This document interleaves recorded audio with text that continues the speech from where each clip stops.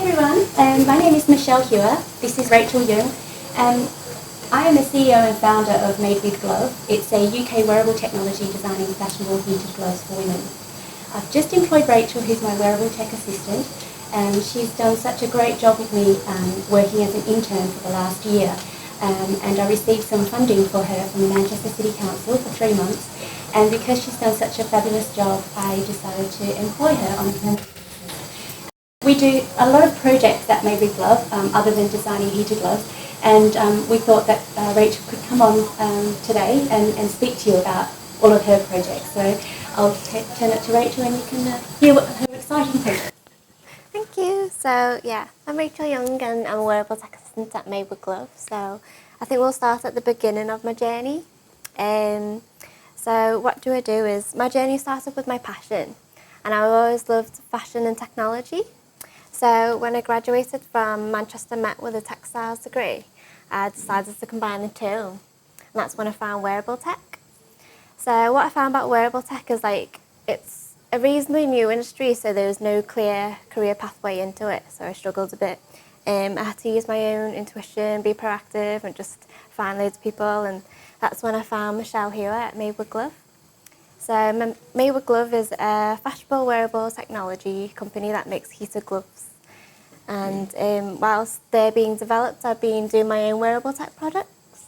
So this is a self-lighting bag. It's got conductive Velcro in it, so when you open it, the bag's light up. And LED light up shoes, so you kind of probably seen them like back in your childhood. This is basically like a one-up from that. It's got pressure sensors in them and rechargeable batteries, so you can always just charge the batteries back up again and plug them back in. The bag and the shoes we bought from Primark, which some people might know is a popular high street brand. And then we went onto the Fruit website to get some instructions on how to make them into wearables. So the stitching was quite easy for me coming from a textiles background. So that was like second nature to me. But then I struggled with the circuitry and the programming because I've just never done anything like it before. But thankfully they were all quite easy fixes and we managed to get them working. Hopefully we'll have some similar workshop scenes with the Made with Glove, so that'll be interesting. Keep an eye out for that.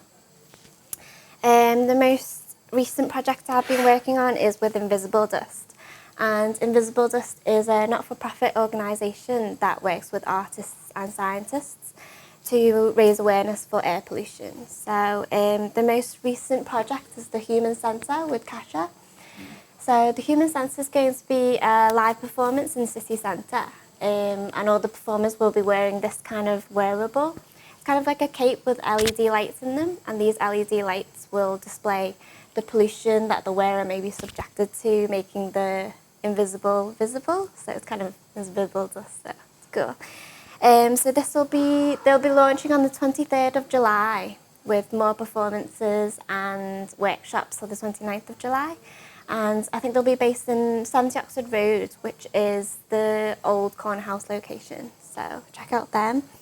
And the original reason why I decided to do the Invisible Dust programme was to learn more, was to work more with wearables, but to also learn more about climate change and what air pollutions were actually in Manchester.